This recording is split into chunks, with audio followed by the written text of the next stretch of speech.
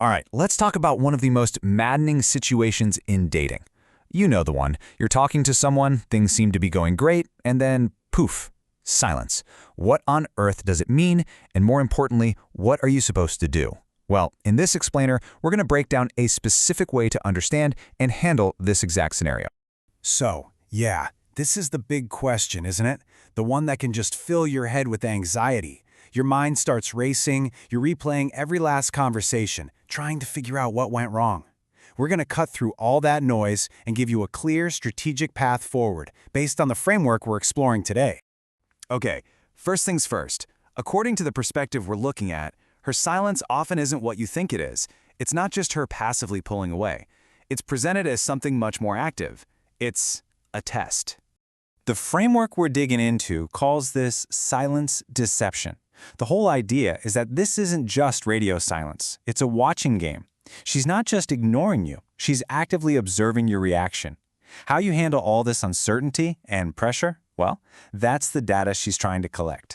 And this brings us to a super important point. The most common reaction to this silence is almost always the one that makes things worse. So let's look at this trap that so many guys fall into and why it's pretty much guaranteed to fail. When you're faced with that silence, what's your gut tell you to do? Probably to fix it, right? To reach out, ask what's wrong, and just try to close that communication gap as fast as you can. But according to this framework, those totally natural anxious reactions, they actually work directly against you. They just dig you into a deeper hole. And here it is, the desperation trap. It's basically a self-sabotaging loop. Your anxiety about her silence makes you do needy things, and those needy behaviors send her a crystal clear signal. I can't handle this emotional pressure. I need you to validate me. In the context of her test, well, that's an instant fail. So let's be real about what this looks like. It's sending multiple texts without a reply. It's that classic, "Are we okay?" It's apologizing for something you can't even name. All of these actions just scream that you don't have your own emotional stability. It communicates that your entire state of being is hanging on her every word, which is precisely what this so-called test is designed to find out. So if that gut reaction is a trap, what's the alternative? This is where the framework introduces its main strategy, a complete strategic shift known as the power flip. Now, this is crucial. The power flip is not about ignoring her or playing games back. It's a genuine, decisive shift in your focus. Instead of obsessing over her silence, you take all that energy and you pour it back into your own life, your work, your goals, your friends. You demonstrate that your world doesn't just stop when her texts do. Executing this is a pretty clear three-step process. First, you got to reframe the whole situation. See it as a test of your stability, not as a rejection. Second, you have to consciously stop yourself from doing all those desperate things.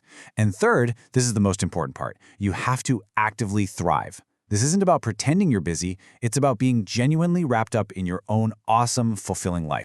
This chart lays out the two paths perfectly. The desperation trap is all about focusing on her, looking for her to make you feel okay, and you end up just giving away all your power. The power flip, though, it's focused on you. It's about building your own validation from the inside and reclaiming your power by proving that you are the source of your own stability. So, what happens when you actually do this correctly? Well, the intended outcome is a complete 180. It's a total reversal of the psychological dynamic that her silence kicked off in the first place. This quote from the source material really gets to the core of it.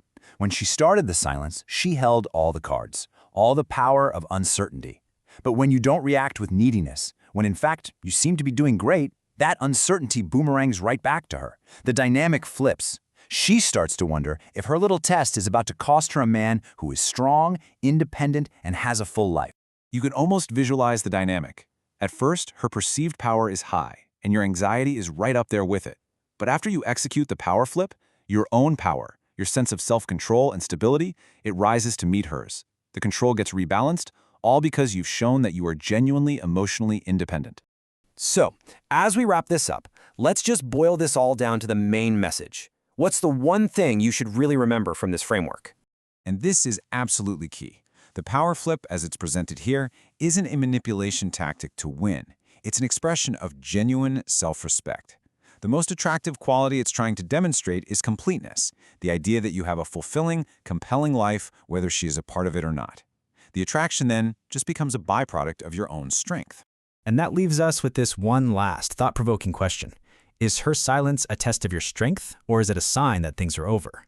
This framework suggests the answer isn't determined by her, but by you. And by showing that you're complete on your own, you answer that question with your actions, not with your words.